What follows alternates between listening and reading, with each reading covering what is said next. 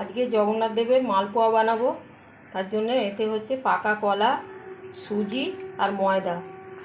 এটা ঠিক আমি এইভাবে মেখে নিয়েছি, ঠিক এই রকম হচ্ছে এটা।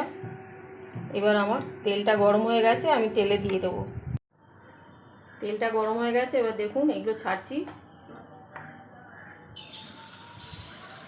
জয় জগন্নাথ।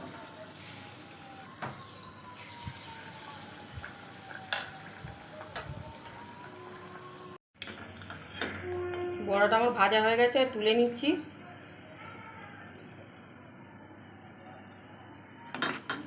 দেখুন কত সুন্দর হয়েছে, কত সুন্দর হচ্ছে দেখুন, একদম টোবো টোবো ফোলা ফোলা। দেখুন কত সুন্দর মালপোয়াগুলো হচ্ছে, দেখুন কত সুন্দর মালপোয়াগুলো হচ্ছে।